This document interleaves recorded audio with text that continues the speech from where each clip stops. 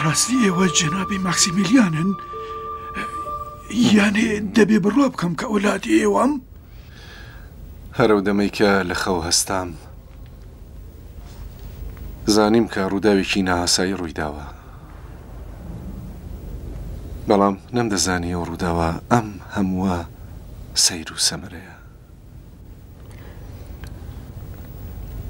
من وا دەزانم کارەساتی ئازێری نەبی جارێکی دیکە دووپات بووەتەوە.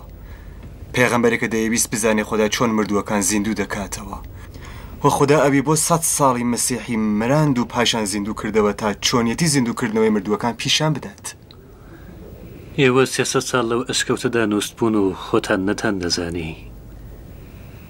جەنابی ماکسیمیلیانوس، وها دەزانن مەبەست لەم خەوە چی بووە؟ ئێمە هەموو کات لە خۆمان دەپرسی کە خوداوند مؤمنەکان چۆن بەسەر زوڵم و زۆر و بتپەرستیدا زاڵ دەکات و خوداکانی شێرک چۆن بەهێزی خۆی لەناو دەبات. و ئێستا دەبیستم کە دەڵێن ئاینی حەق خۆی تەنانەت لەسەر ئیمپراتوردا داسەپاندووە. ئایا ئەمە وەڵامی ئێمە نییە؟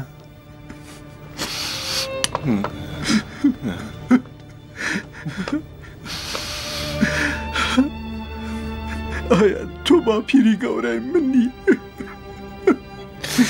ئایا تۆ پیرە پیاوی سەر و ڕیسپی کۆڕی منی؟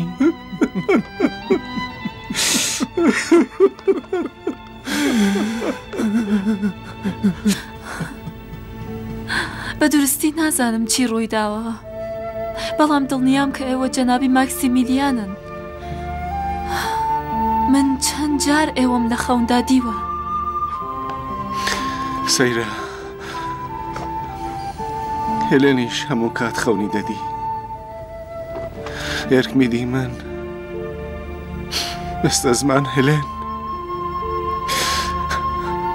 بریا لێرە بواە و تابیر خەونەکانی دی باە.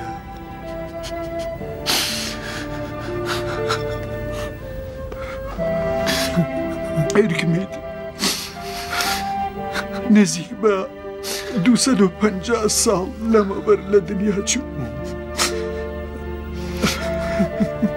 و هێلن 5 ساڵ لە نەماری ئێوە فەوتی کرد و ئێستا لە بناری کێوی ئەنجلسدا نێژراوە.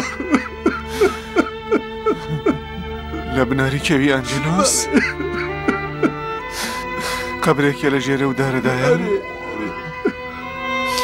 ئەو دارە ماری بە یادی دایە گەورەی لە پای ئەو قەبرە داینەوە. سەیرە، کەوایە هەوڵجێگەیەکە من پاشەستاندیومە قەبری هێلێن بووە.